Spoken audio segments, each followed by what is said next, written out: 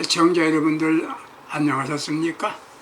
오늘 성경 말씀은 고린도전서 2장 13절에서 16절을 본문으로 진짜 그리스도인은 영적인 사람입니다. 진짜 그리스도인은 영적인 사람입니다. 이런 주제로 말씀을 드립니다.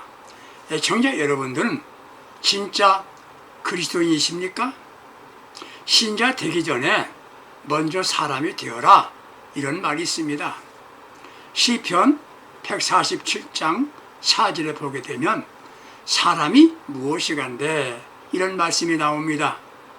이에 대하여 기독교 윤리의 대가인 나인홀드 니버라는 사람은 사람을 세 가지 유형으로 분류했습니다. 첫째는 목적지향적인 인간입니다. 목적을 위해서 수단과 방법을 가리지 않는 사람입니다. 누가복음 10장 36절 이하에 나오는 사마리아 사람, 선한 사마리아 사람을 비유해서 강도 같은 사람을 바로 목적지향적인 사람이라고 말합니다. 두 번째는 규범적 인간이 있습니다. 나만 착하게 살면 그만이다. 규범만 앞세우고 삽니다. 강도 만난 사람을 보고도 자기 임무에 충실하기 위하여 피하여 가는 제사장과 레위사람 같은 사람들입니다.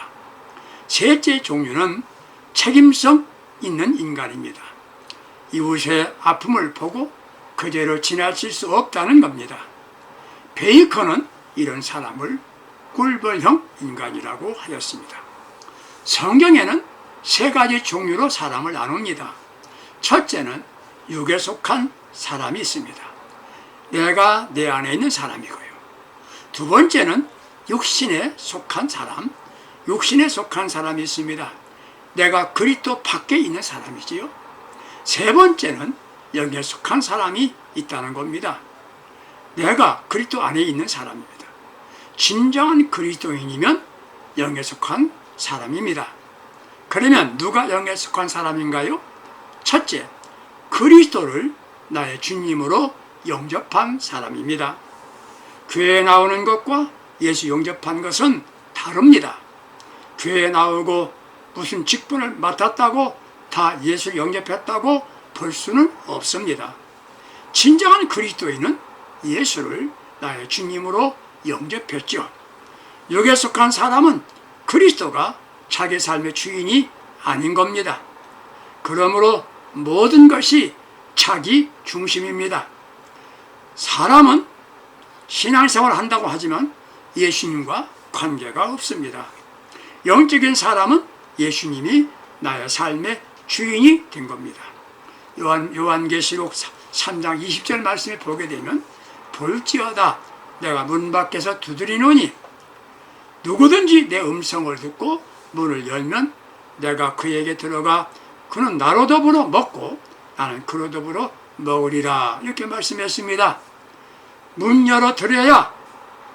열어줘야 들어갈 수가 있습니다. 홀면 허츠라는 사람이 그림이 있습니다. 문 두드리는 예수님의 그림이지요. 인자하신 주님께서 문 밖에서 문을 두드리고 계십니다. 안에 들어갈 수가 없어요. 밖에는 손잡이가 없습니다. 안에만 손잡이가 있지요. 예수님은 계속 문을 두드리고 계십니다. 문을 열 수 있는 것은 바로 나 자신입니다. 내가 열어주어야 주님이 들어오실 수가 있습니다. 자신이 마음의 문을 열고 예수 그리스도를 주님으로 영접하면 하나님의 자녀가 된다고 요한복음 1장 12절에서 말씀하고 있습니다. 하나님의 자녀됨은 놀라운 특권이 주어집니다. 이는 기독교만 가지는 엄청난 축복의 복음입니다. 수용하는 자세입니다. 이게 영접입니다. 받아들입니다. 영적인 사람은 받아들입니다. 데이빗 A. 시멘스라는 사람은 힐링 그레이스라는 책에서 은혜 받는데 세 가지 장애물이 있다고 했습니다. 하나는 자기 의존입니다. 나의 의, 내가 하는 노력에 의해서 무엇이 되리라고 생각하는 것이지요. 둘째는 철저한 개인주의가 은혜 받는데 장애물이라는 것입니다. 개인주의가 강한 사람들은 다른 이들을 수용하지 못합니다. 셋째 장애물은 철저한 행동주의자입니다. 자기 경험에 집착합니다. 이렇게 하자고 하면 나도 다 해봤어, 다 알아, 그럽니다. 겸손히 마음의 문을 열고 예수님을 주님으로 영접한 사람은 영적인 그리스도인이 된 겁니다. 두 번째 영적인 사람은 누구냐? 날마다 하는 생각이 영의 생각을 하고 삽니다. 생각이 그 사람입니다. 도둑질 하는 사람은 남의 물건 훔칠 생각만 하고, 공부 잘하는 학생은 공부하는 것만 생각하죠. 알코올 중독자는 술만 생각하고, 마약 중독자는 마약만 생각합니다. 생각이 그 사람을 좌우합니다. 로마서 8장 5절에 육신을 쫓는 자는 육신의 일을, 영을 쫓는 자는 영의 일을 생각한다고 했지요.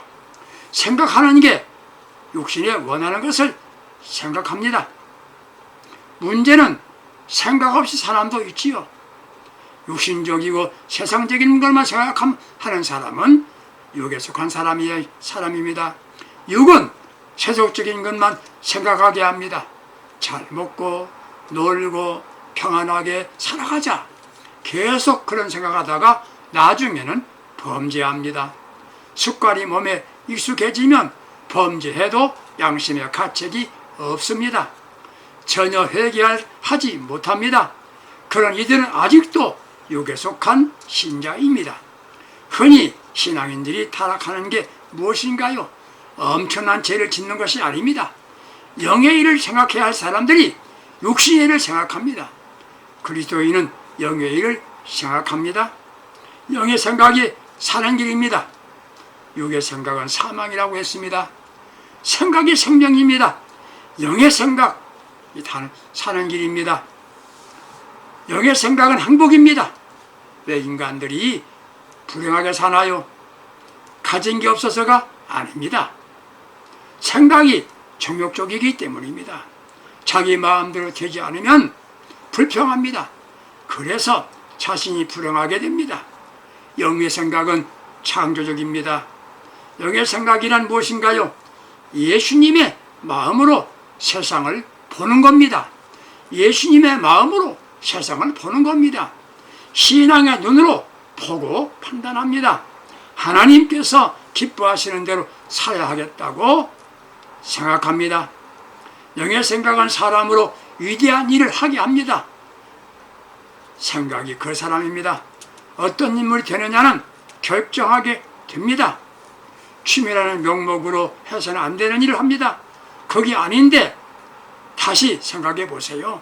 이게 하나님의 진정한 기뻐하신 일인가? 아니다. 그렇게 생각되면 그만두는 겁니다. 이렇게 영적으로 생각할 수 있다면 그분은 영적인 사람입니다. 사람은 생각대로 행동하게 됩니다. 생각만 바뀌면 삶이 바뀝니다. 새세기에 올 위험에 대한 예언한 웰리안 부드는 이렇게 말했습니다. 종교는 있으나 성령은 없고, 기독교는 있으나 예수가 없고, 속죄는 전파나 중생의 사실이 무시되는 성령은 무시되고, 도덕은 있으나 하나님께 대한 두려움이 없고, 천국은 말하지만 지옥은 말하지 않은 시대의 흐름이라고 했습니다. 이것이 바로 이 시대의 위기라는 말이지요. 여기 한마디 더하면 신자는 있는데 영에 속한 신자는 적다는 겁니다. 영적인 생각을 하고 실천하는 영에 속한 그리스도인들이 되시기를 기대합니다. 세 번째 영에 속한 사람은 누굽니까? 성령에 이끌려 삽니다. 사람이 왜 잘못되나요? 잘못된 것에 끌려 살기 때문입니다. 돈과 명예, 권세, 향락 등에 끌려 삽니다. 사랑의 정에 끌려서 끊을 것을 끊지 못하는 이들이 얼마인가요?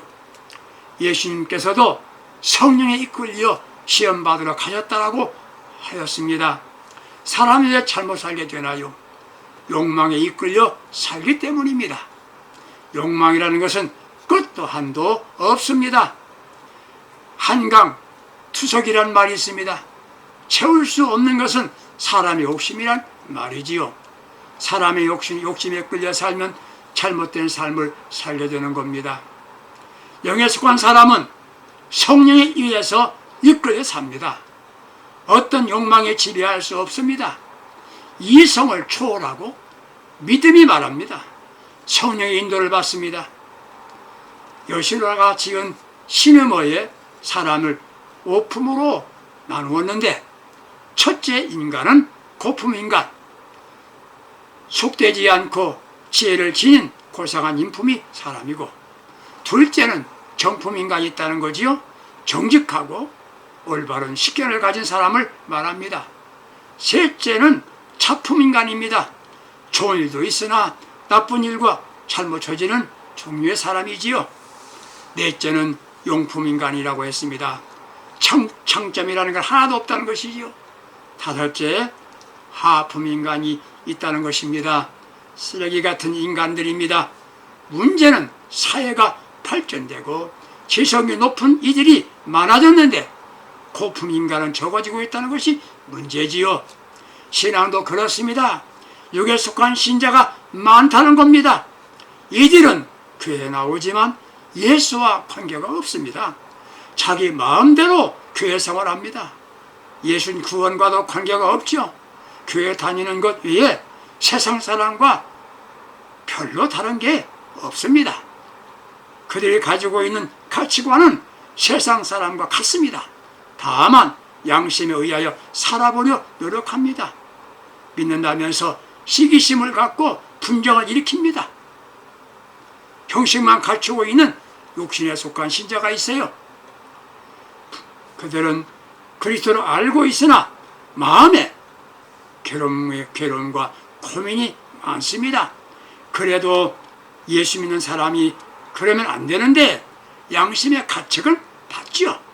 예수와 관계 맺고 어떤 때는 일시적으로 충성도 합니다. 그럼에도 확신은 없습니다. 구원받은 확신도 없습니다. 그러므로 무력한 신앙생활을 하지요. 신령한 일 어리석게 봅니다. 기도 많이 하면서 하면 그럴 필요가 어디 있어. 말은 안 하지만 마음으로 그런 생각을 합니다. 사실 영적인 무력증에 빠져 있습니다. 영적인 생활에 힘이 없습니다. 기쁨이 없죠. 왜? 생활 중심이 나이기 때문입니다. 내가 좋아야 옳다 생각합니다. 빌 브라이트 박사는 세계를 순방해 보았는데 90% 이상이 육신에 속한 신자들하고 말했습니다. 우리는 영에 속한 신자입니다. 성령의 인도를 받고 살아갑니다. 내가 손에 대더라도 내 마음대로 살지 않습니다. 성령 인도받는 사람들은 생각부터 바쁩니다. 바릅니다. 나쁜 생각 난다는 건 성령 인도가 아니지요. 조지 워싱턴 카바 박사는 이런 말을 했습니다. 인간이라면 누구나 이 혼란한 세계의 한복판에서 아무런 방향감각 없이 살아서는 안 될 것이다. 당신이 모든 길에 주님을 모셔라. 그리하면 그분께서 당신이 나아갈 바를 알려주실 것이다 했습니다. 성령의 인도받는 영적인 사람입니다. 성령에 이끌림받고 살아가는 영적인 사람들이 꼭 되시기를 기대합니다. 영적인 사람들은 누굽니까? 매 순간마다 성령 충만합니다. 감정 충만이 아닙니다. 감정 대립 안 합니다. 내가 너한테 질 줄 알아. 지면 안 되니까 이게 한다고 생각합니다. 저주기를 잘하는 사람이 최후 승리자가 됩니다. 이게 영적인 사람이에요. 저주세요. 사랑하는 손주 녀석이 할아버지 때문에 할아버지 덤빕니다. 덤벼라. 그런다고 할아버지가 싸우러 나옵니까? 싸웁니까? 안 싸우지요. 왜? 사랑하기 때문입니다. 성령 충만한 사람은 매사를 긍정적으로 봅니다. 그러다 보면 상대방도 이해하게 됩니다. 왜 따집니까? 그럴 수도 있고 저럴 수 있는 것 아니겠습니까? 아니겠습니까? 매 순간마다 성령 충만해야 성령의 인도를 받게 됩니다. 이게 영적인 사람입니다. 영적인 사람들은 성령을 근심되게 하지 않습니다. 성령께서 인격을 가지신 거룩한 영이십니다. 성령도 근심하십니다. 원어 연구가인 J. 오웬 씨는 근심하게 한다는 말을 괴롭힌다, 고통을 준다, 슬프게 한다, 혹은 상처를 입힌다, 섭섭하게 한다, 이런 등으로 번역을 했습니다. 자식이 부모에게 부끄러움 남기면 부모는 근심합니다. 잘못되면 근심합니다. 부모가 모르고 살면 섭섭합니다. 그리스도인들이 주님 뜻대로 살지 못하면 성령께서 근심하십니다. 잘못된 일인 줄 알면서 범죄할 때 성령께서 심히 근심하십니다. 아무리 분주하고 어려운 일이 생겨도 주의를 지켜야 한다는 것 알면서 자기 좋은 대로 행동합니다. 그런 때 성령께서는 근심하십니다. 성령이 근심하시는데 인도하실 수 없죠. 성령님을 기쁘게 해드려야 됩니다. 이게 바로 영적인 사람입니다. 영적인 사람들은 성령 인도가 왔을 때 순종하게 됩니다. 기도 중에 이런 일을 하고 싶다는 생각이 듭니다. 이는 성령의 인도입니다. 갑자기 경제적인 여유가 없는데 다른 사람들을 돌보고 싶은 생각이 났습니다. 이건 성령의 인도입니다. 내가 순종하면 다시 성령께서 감동하시고 인도하십니다. 성령이 인도하실 때 안 돼, 난 너무 어려워, 그렇게 계산하면서 거절하면 그때부터는 그 이후에는 성령께서 인도하시지 않습니다. 성령이 인도하실 때 마음에 소원을 주심으로 인도하십니다. 때로는 주의 종들 통해서 인도하실 때가 있습니다. 영의 사람들은 이렇게 성령 충만하여 성령의 인도받고 사는 사람입니다. 네 번째, 영적인 사람은 아무리 어려운 상황에서도 어려운 형편에서도 기쁨으로 살고 감사함으로 일합니다.